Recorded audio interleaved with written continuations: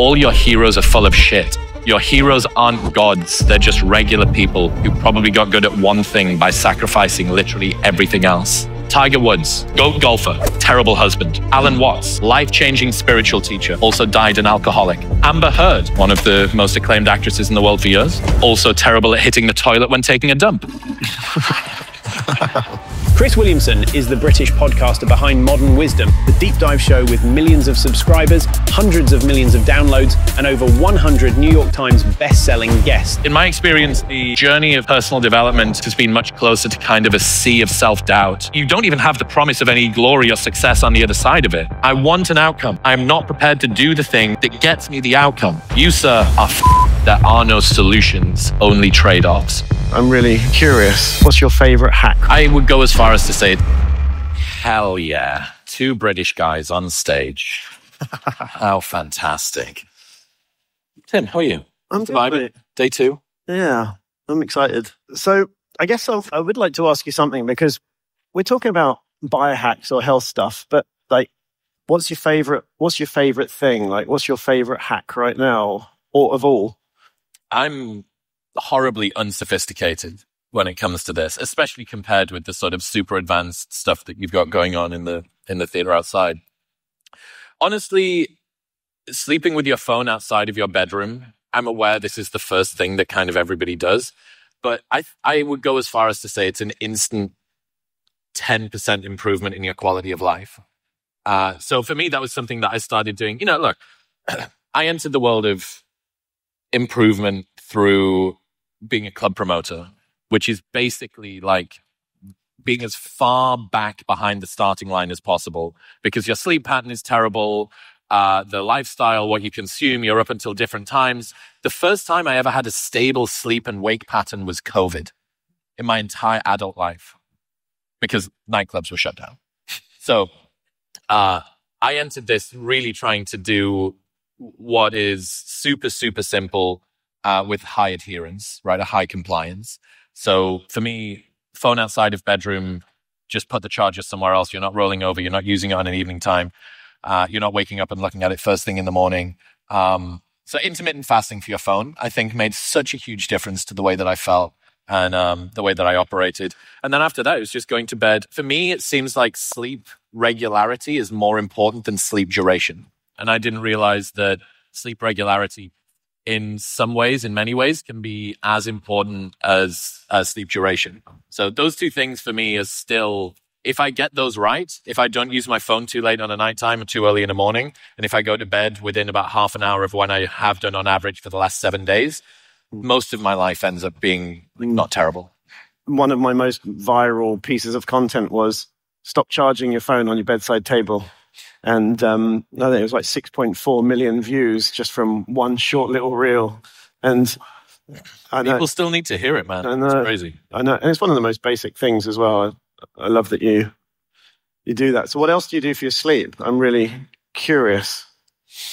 Again, I have such a fettered history with trying to sleep, right? As a club promoter that would run events in Manchester and then drive back to Newcastle, which is 2.5 hours away. So I get in sometimes I would hit rush hour traffic leaving to go to the club. And then I would hit rush hour traffic getting back home the next morning, trying to get to bed. And there's a special type of pain being held up, getting to bed by rush hour traffic. So I'm still, I think, trying to revitalize myself after a career as a club promoter. For sleep, look, 8 sleep is such a game changer. I just can't, anytime I'm on the road, it feels prehistoric and medieval to be in a bed that doesn't actively cool and heat itself. Simple stuff. Keep it cool, keep it dark. Like I can't get too advanced with this. Honestly, I get the sense that if I've walked 10,000 steps, trained, got up at a good time and didn't have caffeine after 1 p.m., like most of the stuff falls into place and everything else is window dressing, apart from making sure you're not too hot, because for anyone that sleeps hot, it is just, there's no way you can get to bed. So the fundamentals of health, basically, which is, I think, the thing that the 80% of what you should do is what you do, and then all the other stuff is a bonus. Get out of your own way with it. Like everybody knows this. You know, I wonder how many people that have negative self-talk, that are struggling to get past the patterns and the habits and the thought loops and stuff that they're struggling with. I wonder how many of those are just permanently capping their ability to investigate themselves, do metacognition, concentrate on the meditation, because they're just always underslept. They're not sleeping particularly well. They wake up the next day, they're in a bad mood because they feel a bit tired. They've got sleep inertia when they wake up. And it just is this sort of never-ending cycle of you trying to chase yourself, trying to find a route in. So, my fundamental fascination is human nature, sort of why we are the way that we are. And that kind of investigation requires a good bit of cognitive horsepower. And if you're underslept, you're screwed. So yeah, I think like make sleep great again, I say. One solution. Yeah, for sure. I mean, people say like, what's the best nootropic? And I was like, sleep. And there are obviously other ones that I use, but if you haven't slept properly, any nootropics or anything won't help. Correct. Yeah, I found hyperbaric oxygen therapy to be fantastic for my sleep, actually. It really calms the nervous system so that you're then prepared to sleep. Okay. That's something I recommend checking out. Yeah, it's either that or audiobooks for me. So I listened to a lot of audiobooks as a kid. This is a cool story. One of the best color pickers in the world, a lady who puts together different palettes for advertising campaigns, for fashion brands, for interior design companies, and she's one of the best in the world. And she's had this long, illustrious career, and she gets interviewed by Vanity Fair or whoever it is. And they say, so talk to me about your training process for this. How did you arrive at having this unbelievable ability to match colors together in this sort of gorgeous way that nobody else really can? She says, well, to be honest, I was never formally trained in this. But when I was 12 years old, my mom and dad got me the biggest Crayola crayon set that was available, and I used all of them down to the end.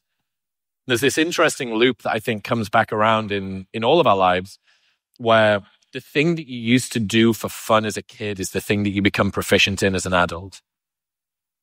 And it's worth investigating, especially if you're feeling a little bit lost, because there's some good studies that suggest the music that you listen to during puberty is sort of formative. I wonder how many people, actually, we can see this sort of by a show of hands, how many people still have the genre of music they most listen to between 13 and 18 as like their favorite one. Because for me, yeah, look at this. You're crazy, right? There's something about the way that the human psychology works that during that formative period, you still love that music. And I think that there's something similar about the way that we start to love passion, right? And what it is that we spend our time doing.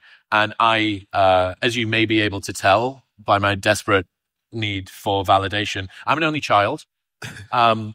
And that meant I spent a lot of time in my bedroom playing and reading and doing stuff like that. But I used to listen to audiobooks. So every 2 weeks, me and my mom would go to the library and we'd get tapes. And I'd have to give the other ones back. And then I'd get a new storybook out. And you roll the clock forward by 2 decades. And what's the 2025 equivalent of a storybook? It's a podcast. Right? I'm creating my own corpus of audiobooks.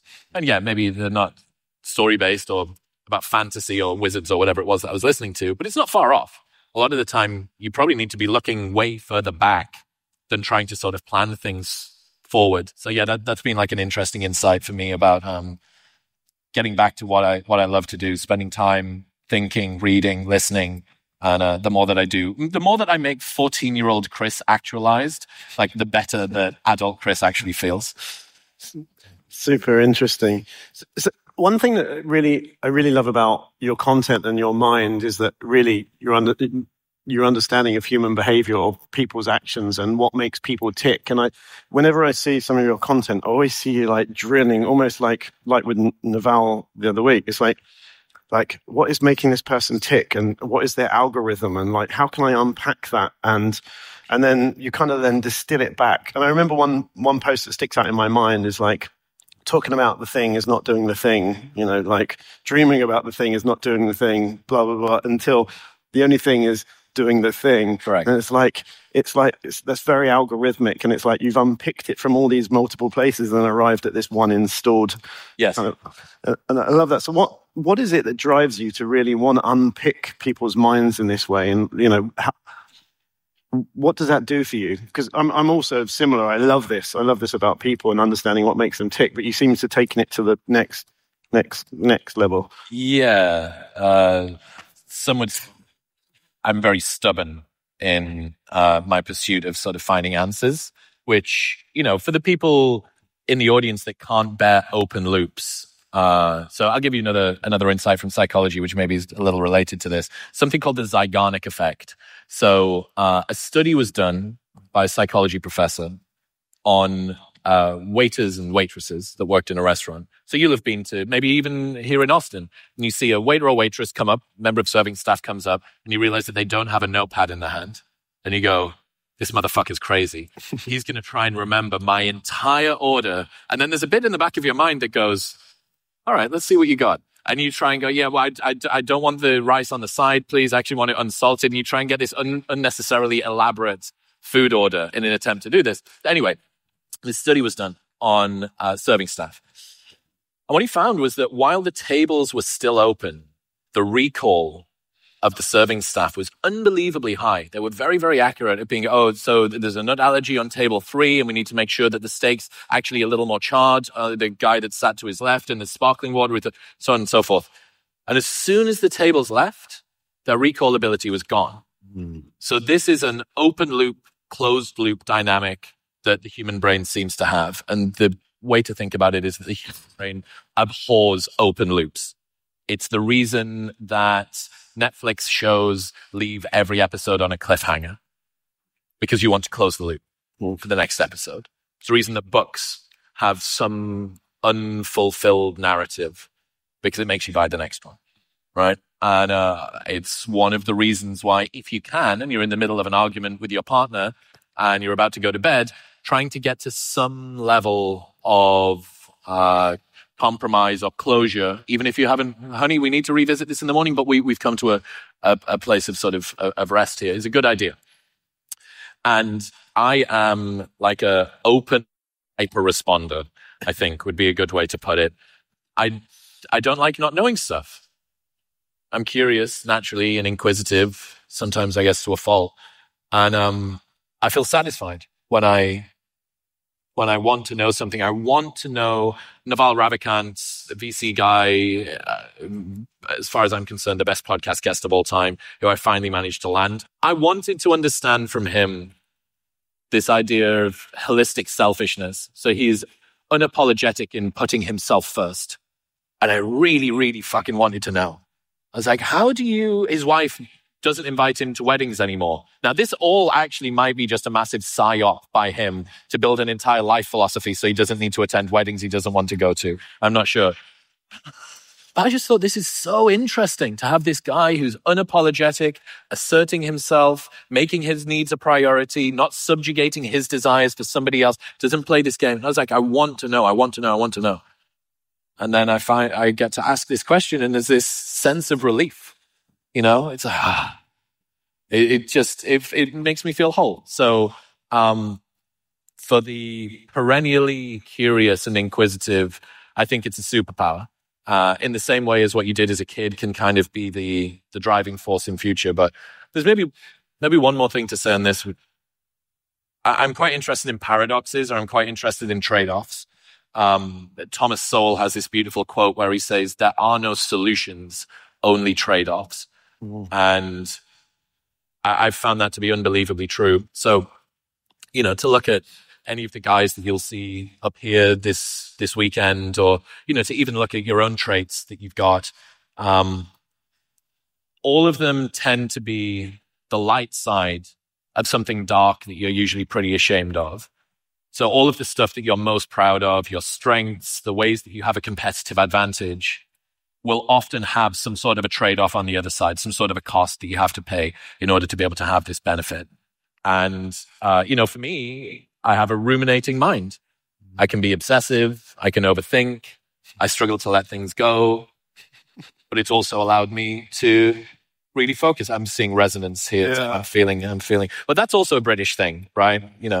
Humans are often really great at focusing on their flaws but not celebrating their strengths, because the flaws are often more salient to us. I wish my mind was more peaceful when it hit the pillow at night. I wish I gained muscle more quickly. I wish that I was a little tall. I wish I was a whatever.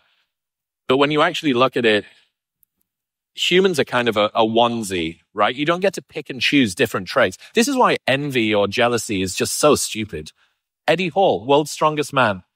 He wins, I think 2018 or 2019. He's holding this trophy in the air. He's going, Nana, that's grandma for the Americans in the audience. Nana, this is for you. I did this for you. Tears streaming down his face. And he gets interviewed afterward. And he says, if I hadn't won, I would be dead, divorced, and with no relationship to my kid. Because he was pushing his body so hard with drugs that his health was in the toilet. He was training so much that his relationship to his wife was ruined, and he was never seeing his kid. That's the price that you need to pay to be Eddie Hall, right? If you want to be world's strongest man, 400 pounds at 6'2", able to lift the world, first guy to ever lift 500 kilos. That's the price that you need to pay to be him. And everybody has this trade-off. And sure, some people's trade-offs feel a little bit more skewed in one direction or the other. But, when it comes to my particular mental makeup, the open loop inquisitiveness, curiosity has superpowered me. It gives me an awful lot of satisfaction. It's the thing that gives me the most gratification. Anything I do. If all I had to do at 2 p.m. Central Time on weekdays was speak to some dusty academic with a fucking unpronounceable surname, that's a dream. That's a dream for me, right? But there's prices that come along with that too. Sometimes I struggle to get to sleep because I'm thinking about stuff. Sometimes I don't let things go. Sometimes I obsess over projects until they're done. And again, there are no solutions, only trade-offs. And the stuff that you're really ashamed of, the things that you feel hold you back, often give you an advantage on the other side too. So I think just taking a nice holistic view, especially if it's sort of all feeling tight and constricted by your limitations, just seeing them as, okay, how can I take a little bit more of a different perspective on this? I don't even know if that answers your question, but there's some insights. Well and truly. I mean, the open loop thing, I'm not sure. I find it very difficult to cope with open loops, actually. And after I read the book, Getting Things Done, many moons ago, I downloaded an app called Things 3. And whenever I have an idea, the open loop is now a closed loop until I reopen it, and it's scheduled for a day. Even emails, my inbox and everything. So I can relate. And it's like I wouldn't sleep until every open loop was closed. Well, that's why you're so great at what you do, right? And it wouldn't do to have an entire organization of people like you, right? You need a visionary artist that just comes and goes whenever, man, and has ideas and forgets them, as opposed to me and you that are kind of these insecure overachievers, right? Channeling some combination of OCD and autism to like really, lock in. That's great. So another example, perfect example of this. My old housemate that I used to live with, Zach Talander, if any of you know him, phenomenal musician, weightlifter. And we had 2 studios back to back in my old house. Now we go into my studio and everything is pristine. You can turn the whole thing on with the touch of a button. The lights come up. Everything's dialed. I went into his room. He had a sock sellotaped to the wall for the first 6 months that we lived there. I was like, dude, what the how did that even get there? I don't know, thing happened or whatever. But he's trying to write music. Go into an artist's studio. What have you got? Ripped up bits of newspaper and cigarette ends and random scrawlings and bits of paper on the floor. Phenomenal environment if you want to come up with new ideas. Probably not the place that you want to do your tax returns in. What sort of a person are you? What sort of environment do you want to be in? Do you want to be a little bit more sort of free-flowing? Well, stop spending your time around people like me and Tim. Spend your time around people like my friend Zach. Or do you want to be a little bit more structured? Step up on stage, have a chat with us. You know what I mean? So I really think as soon as you really sort of imbibe there are no solutions, only trade-offs, and that you have a set point that you've started at, but you can start to swing that, especially with some social motivation from the people that are around you, you can start to sort of fill in the gaps in your weaknesses, enhance your strengths, And then, you get to a stage where you think, this is cool. I know who I am. I'm not denying who I am. I'm also sort of enhancing where I'm good, and I'm trying to fill in the weaknesses where I'm not. I think it's great.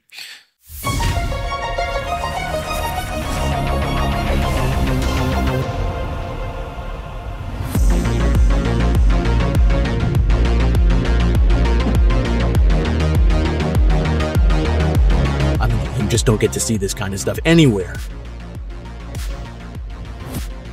But this is ground zero. Where you get access to thought leaders. Empowering knowledge, but also just an amazing experience. To get your questions answered, like literally one-on-one.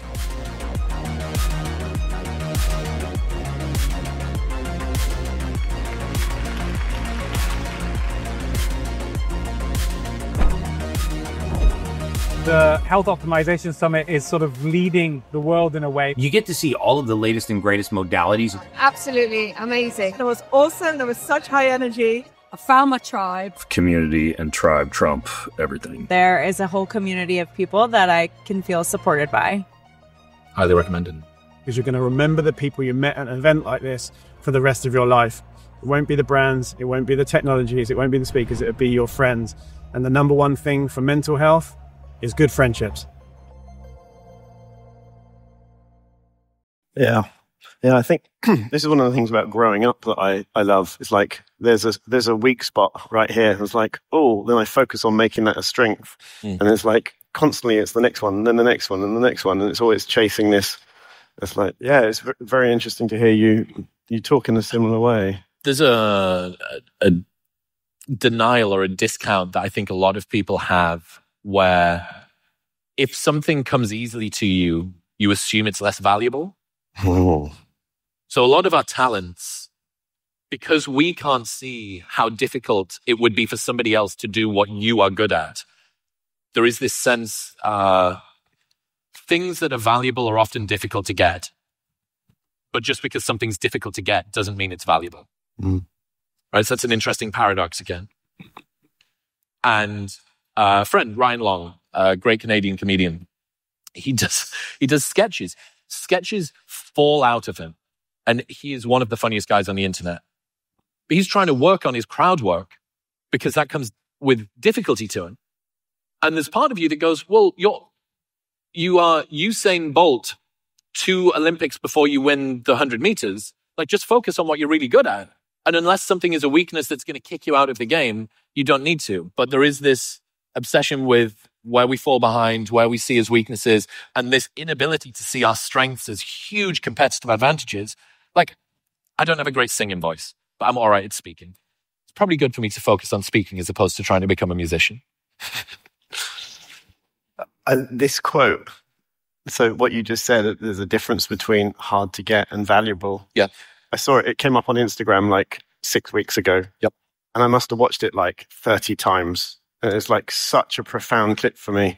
And, Thank you. And I sent it to so many people because it's like, whether it's a watch, a car, a woman, any object or anything in this world, it's like marketers know this and they're like, it doesn't mean it's value because it's hard to get. This is what I learned from Rogan. The first ever time I sat down with Joe, he said, look at the car he's driving, look at the watch he's wearing, look at the girl he's with. These things were difficult to attain, so you thought that they were valuable, but they're not. Right? And we have this assumption, we know that most things that are worthwhile exist on the other side of something difficult. Because if it wasn't difficult to get, everybody could get it. So there has to be some kind of a filter, there has to be some kind of a barrier, but it causes difficult but non-valuable things to be slipped into our desires. And if you're the sort of person that likes to work hard, that likes to lean into difficulty, that wants to actualize yourself and maximize what you can get out of life, you can end up chasing hard, not valuable for a very long time. And you get the sense of conquest, right? Wow, I achieved something. I got something that was tough. It's like, yeah, but did you move the mission forward? Did you move yourself closer to what you want in life? Or are you just chasing this? It's like being on a mountain that's a treadmill. Like one of those Jacob's ladder things. It's like, like this was hard, but I kind of didn't get anywhere that I cared about. And I think beware the things that are difficult to get but not valuable. I think that's a really important lesson to take. As you're saying this, I was thinking about the summit. But so in terms of, let's say, investment, right, there's far more valuable in terms of, let's say, monetary than there is than doing a conference. There's a massive risk. Like if you're an investor, you wouldn't necessarily invest in a conference because the risk is massive. Mm-hmm. You rely on the last few weeks before the show to happen to know, like holding on for dear life is like, and the reward financially is quite low in terms of investments for something that has such a high risk. Yep. However, and if I knew before I built the conference how hard it would be to build a conference, I probably wouldn't have done it. So I'm glad. You're too deep in it now, dude. You can't stop. Yeah, I'm so glad I didn't know. But the thing is, the reward from, for instance, seeing all of these guys here and you on stage and some of these incredible world-changing speakers, that's the reward. Yeah. And the reward is far higher than the risk now. But it's also, I have this other idea about hidden and observable metrics. So a lot of the time we trade hidden metrics that matter more for observable metrics that matter less. So it's a good example. McNamara's fallacy. So McNamara during the Vietnam War was trying to judge the success or failure of America in Vietnam. Unfortunately, he was judging the wrong thing. He should have been looking at the sentiment at home, because that was really what mattered in terms of the support of the war. He was looking at figures from the battlefield. And the lesson from what's referred to as McNamara's fallacy is that we intend to we intend to measure what we care about, but instead we end up caring about what we can measure. And what we mean by that is observable metrics. What's the number in your bank account? What's the job title that you've got? How big's the house that you live in? How expensive is your car? These are all observable metrics. Hidden metrics, things like the amount of peace you have when your head hits the pillow at night, the quality of your relationship with your kids or your partner, the amount of time that you spend in a hammock per year, like stuff that if you reflect very, very closely is super valuable to you, but is much more difficult to portray outwardly, right?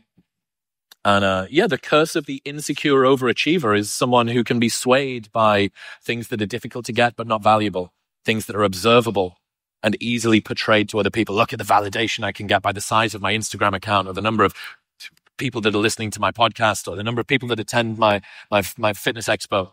And that's a real delicate balance that you need to strike, because, for instance, one of the tightest correlations between human happiness and lifestyle is the length of your commute.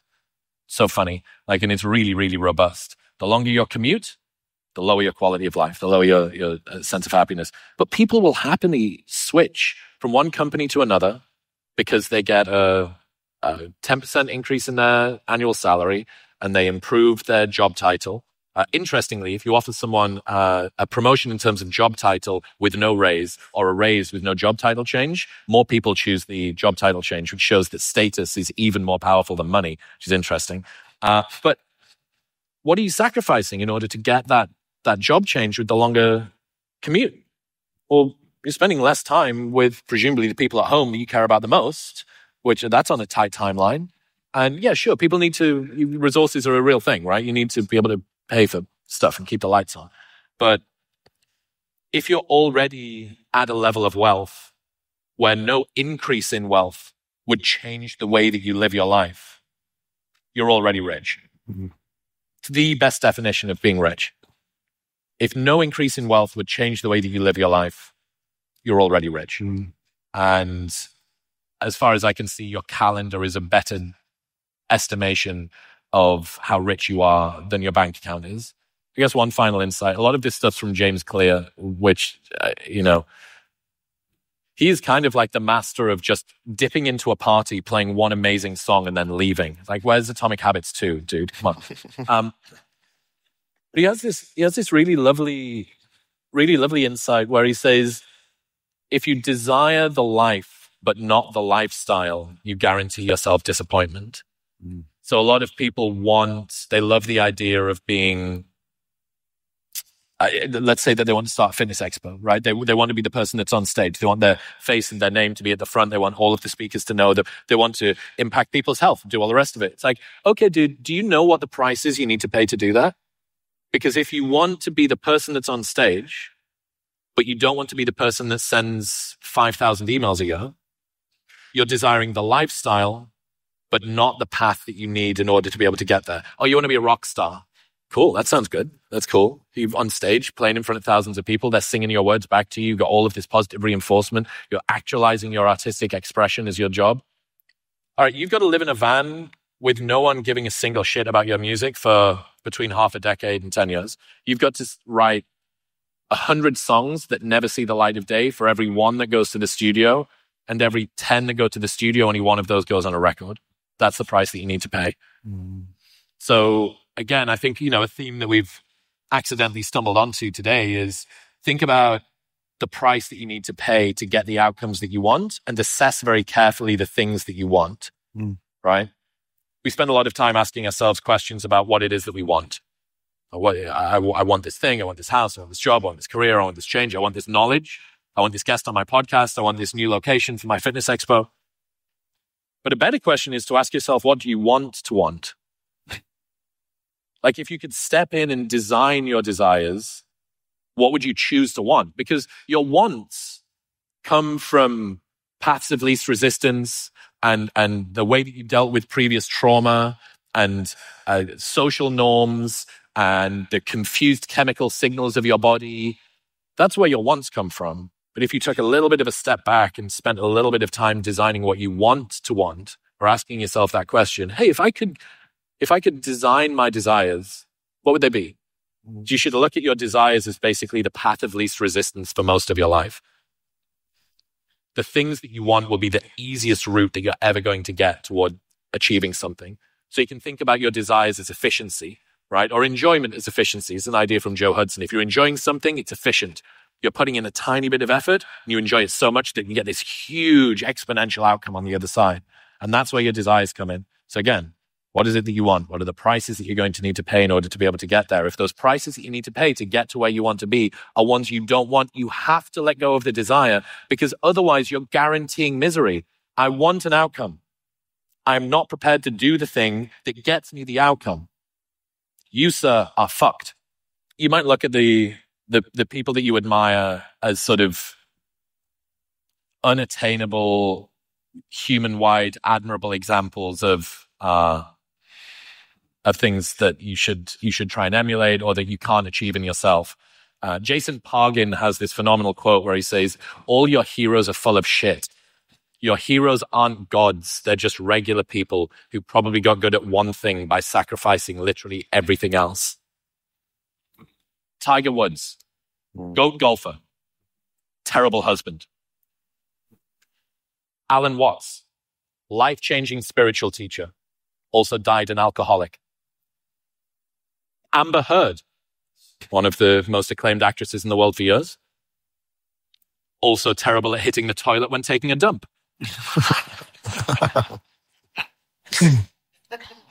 Bill Cosby, beloved child star, also very grumpy. Everyone has their bad points. Anyway, my point is, there are so many more routes to you being able to get to the place that you think you can't get to.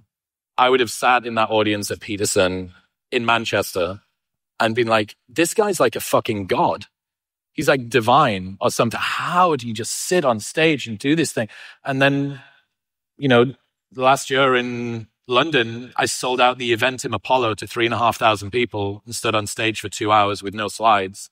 And looked at the video back and was like, oh, that was me. At no point did it feel real. And in my experience, the journey of personal development is not one of unstoppable self-belief powering you forward. My experience has been much closer to kind of a sea of self-doubt where you don't know that it's working. You're unsure if you're doing it right. You're permanently questioning whether or not things are going well. You don't know if you're enough. You don't even have the promise of any glory or success on the other side of it. And, in the movies, the Rocky montage takes 3.5 minutes, but for you, it's been 5 years. You're like, where the fuck is the glory and the hot girl? And, what's going on? And in my experience, that is the journey, and that the self-doubt you feel when you go through these sorts of situations is not a bug, it's a feature. And it's the same selection criteria that everybody has to get through. So if you find yourself doubting whether or not you're doing it right, being uncertain about your capacities, not knowing if things are going to go well, that's the same challenge everybody else has to get over as well. It's not like other people going through the same journey as you don't have that feeling too. They do have that feeling, and that's why they quit. Because it feels uncomfortable, because they have self-doubt, not because they ran out of motivation, because they ran out of belief. Mm-hmm. And if you can just think, okay, if I'm sufficiently stubborn, that British guy on stage said that he's kind of stubborn and stuff and didn't stop. If you remain consistent with stuff, it's literally just a matter of time before you end up in the place that you want to be. All right, we have 9 minutes and 17 seconds to answer some questions. How have you managed to stay above the recreational outrage and opinions about ideas? I commend you for sharing your ideas. How do you stay above that? Like I said, the recreational outrage that seems to plague and distract us. Recreational outrage. Yeah, just opinions and attacking and... Yeah. Well, this is actually an odd advantage of being an only child, that you're used to so much solitude. You insulate yourself from people. So I would class myself as a criticism hyper responder as well. So I don't deal... I think when people are attacked, a lot of the times they have one of two responses. One is they get mad, and the other is they get sad. And I tend to get sad. So I will say that someone's accusation of me is a personal failing of mine. It's because I am in the wrong. I should have done better. I didn't communicate that correctly. And I'm like, hang on a second. You know what your intentions were going into this, but I don't default to the fuck you energy. I default to the fuck me energy in that sort of a way. So a few ways, I guess. I largely don't search my own name on Reddit. That's a really good start. The same for Twitter. I post and ghost. I don't check the comments. So insulation is key with regards to that. And it's difficult. There's a middle section. Before you're big enough for anyone to care, the volume of feedback is so low that it doesn't matter. And when you get to the size that I've managed to approximate now, I'm sort of moving under my own momentum. And fuck me, if after 900 episodes, I haven't proven what I'm trying to do here, there's no smoking gun. Oh yeah, you managed to do 2,000 hours of conversations in 7 years, but this proves he's the bigot that we knew that he was all along. But the middle section is where people get stuck.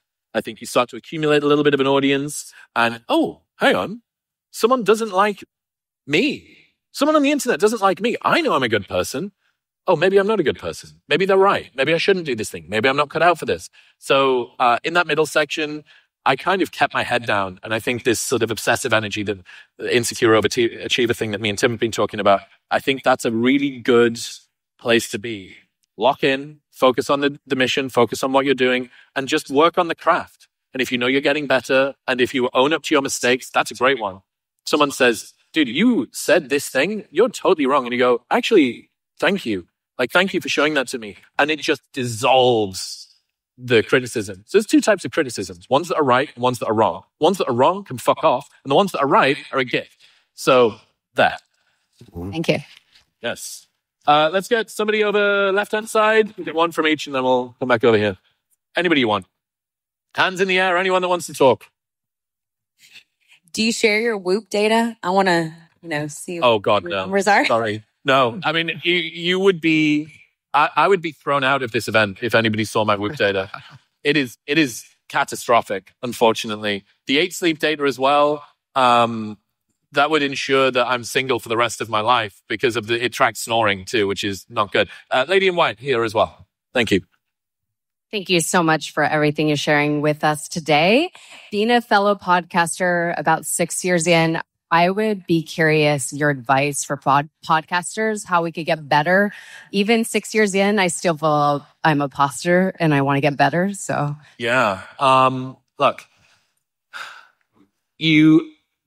after a long enough time of doing something over and over again, and I resonate with the imposter syndrome thing. That I gotta say, I'm patient zero for imposter syndrome. Plus, I'm British, so I get kind of a multiplier on top of that.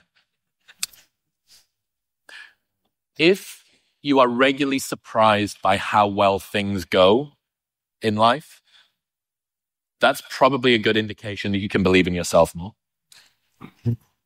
Right? If you look at a situation and you're adamant it's going to go poorly, or you fear the outcome and it continues to go well, and then the next time that you encounter a similar situation, you fear about the outcome and you're not sure if it's going to work, and it ends up going well, after a while, you have to admit to yourself it's got nothing to do with your capacity and everything to do with your addiction to feeling like an imposter. So you go, okay, I don't need any more proof. I just need to repurpose the way that I see this stuff. So yeah, if you're surprised by how well stuff goes, I think you can give yourself a break because you're regularly outstripping your own estimations. Thank you. Thank you. All right. Gentleman here, I think. Yes. Hello. Hello. Chris, first, thanks for being here. I appreciate you. This has been lovely. My question, we talk a lot about optimizing our sleep, our performance, all these different pieces, which I think is beautiful. Do you think that we risk turning this life experience into a performance of being human rather than the actual experience of it in that pursuit? Fucking awesome question. Great insight. And yes, you're totally correct. The stress of trying to be perfect will kill you more quickly than your imperfections. By a distance, right? I know Warren Buffett's a bit overused for this, but I do get the sense that we can become so consumed with trying to improve our lives that we altogether forget to live them. And do you want to look back on a series of sort of thoughtless progression or like present enjoyment? Now, present enjoyment can end up in hedonism and you've not slept for a few days and you go, I just took a couple of weeks off my life. That kind of sucks. So again, there are no solutions, only trade-offs, right? This isn't a problem to be solved. It's just a paradox to be managed. And you're just sitting somewhere on this spectrum. But I would hazard a guess, given that you've attended this wonderful event run by Tim and his team, that most people in this room should consider a bit of deliberate de-optimization. So a great question. How much should you care about things? Answer. I'm not sure, but I know that it's not the absolute most all the time about everything. For instance, you guys could probably accumulate more credit card points if you got 5 more credit cards. But how much of a burden would that be to you? How much of a burden would that be to your life? Probably quite a bit. So let's let that bit go. And the same thing goes for health. Like, can you optimize absolutely everything? No. The reason that you're preparing and working on yourself is to live life, not to prepare. That's not the way that you live. Let's have one more. One more. Who's got an absolute... All right, someone's waving their hand. This needs to be an absolute snorter of a question, so the pressure's on, okay? Okay, that puts a lot of pressure. Yep. But anyway, so I'm Carla. I'm actually here as an exhibitor, and we have an EMS training suit. So my question to you is, how do you keep yourself fit? You know, if there is 1 or 2 things that are a must for you. How do I keep myself fit? Fit, yeah. Fit, okay. Look, I think I can only speak to the guys, really, in the audience. I don't want to mansplain. Most dudes get into training in a desperate attempt to try and feel more powerful and attractive to women, right? They want to be more formidable to men, and they want to be more attractive to women. Let's just say it how it is.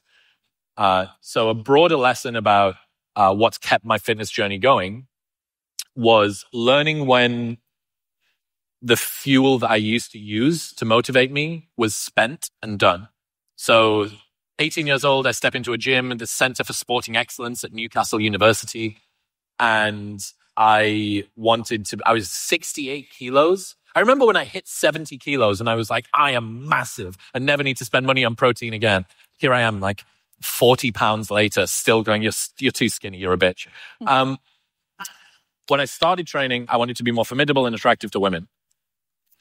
After a while, that motivation turned into a habit. So whatever it is, either motivation or self-hatred gets you started, but habit keeps you going, whatever that saying is, my version of it. One of the things I'm really proud of, and I think this is just a bit of advice to the guys in the audience, is whatever that fuel is that gets you started, realize you don't necessarily need to hold on to that for the rest of time. And certainly for me, my training partner from a Saturday, Josh, is here. I don't want to do anything at 9 a.m. on a Saturday except for train shoulders, bis, and tris, starting with calves, which is very important. I don't want to do anything except for that on a Saturday morning. And that's how I feel good. But it doesn't mean that you need to have this insecure, self-disgust, cloying, desperate, needy energy. That you should. That's good. That's what got you going. But now you've reached escape velocity and you're working on your habits. So I'd say the first thing for me was repurposing my own insecurity and my own self-doubt into like alchemizing it, right? Something that's useless and bad into something that's really powerful and good. So that was the first thing. And the second thing, honestly, and it relates to the question, which I thought was awesome question that we got asked there. I try not to overcomplicate it. I have access, very, very, very fortunately, to a phone book of the best thinkers on the planet. And if I post something on my Instagram about a thing I'm dealing with, I'll regularly get between 2 and 5 texts, if the reel goes big or whatever, if I do a tweet, from people that want to help. The problem is that creates an administrative burden on you, right? Like, you know, when it's your birthday and you spend your entire birthday doing birthday admin? And you're like, this was supposed to be a day about me, and I've spent it feeling guilty that I didn't keep at fucking inbox 0. And then these messages, you know, it's next year, and you're like, God, the last time that I spoke to this person was when they sent me happy birthday last year. This is the weirdest version of ping pong pen pal tennis that I've ever heard. Don't overcomplicate it, right? Whatever it is. Self-hatred is what gets you started, but motivation is what keeps you going. So learning to change fuel when you can. The same thing goes for trying to improve yourself. And then just not overcomplicating it. And a good rule, you know, been very pithy today and wishy-washy, ephemeral philosophy stuff. A great way to do this, and I'm going to guess that your guys would agree with this too, treat your health like an experiment that's bounded in terms of time. And I think that between 30 and 90 days is a great window to do this in. Maybe resonance breathing to improve my HRV is exactly what I need. But if you just say, I'm going to try resonance breathing, in 9 days' time, you listen to an episode that talks about the virtues of the Norwegian 4x4 method for VO2 max training, and you go, I'm going to try the VO2 max. That seems to be more. Okay, you committed to this thing for 30 days or 90 days, whatever it is. Binding it and seeing it as an experiment. There is no doing this wrong. There is simply giving you a piece of information you can move forward with or move back from. So there's 2 things. I hope they help. Chris, thank you very much for coming. I know you're a man in demand, and it's been amazing to have you on the stage today. So thank you. All right, ladies and gentlemen, I appreciate you very much. Thank you, everyone, for coming. Give it up for Tim. He's put this on. Come on. There it is. Appreciate you, dude. You've been listening to the Health Optimization Podcast, and I'm Tim Gray. If you've enjoyed this episode, give it a thumbs up, leave a comment, and subscribe for more.